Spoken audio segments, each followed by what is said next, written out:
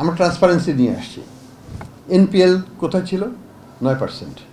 দেখানো হতো। তখন আমি যখন বাইরে ছিলাম, I use to state that এটা 9 হবে না, এটা হয়তো 2 থেকে 2.5 গুণ হবে।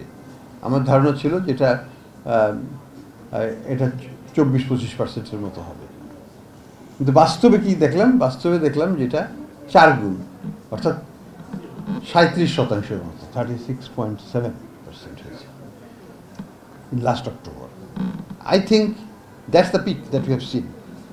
এবং আমার হিসাবে বলছে যে রিস্ট্রাকচারিং, প্রভিশনিং ইত্যাদি ইত্যাদির কারণে এখন থেকে এটা কমতে থাকবে। হয়তো ডিসেম্বরের ডেটাতে আমরা এটাকে 30-র কাছাকাছি নিয়ে আসতে পারবো, 36 থেকে। মার্চে হয়তো এটাকে 25-এ নিয়ে আসতে পারবো। এইভাবে আমরা আস্তে আস্তে এটাকে ইমপ্রুভ করতে পারবো, কিন্তু সময় লাগবে। It's not going to happen overnight. কিন্তু এই প্রক্রিয়াটা we have made everything transparent. The result is 37% of our assets is non-performing on average for the whole banking system, which is probably the highest in the world. পৃথিবীর সবচেয়ে highest এটা, খারাপের দিক থেকে। তো এইটাকে এখন হাইয়েস্টে, আমরা এখন হিমালয় থেকে এখন নামতে হবে আমাদের। তো নামার কাজটা শুরু হয়ে গেছে।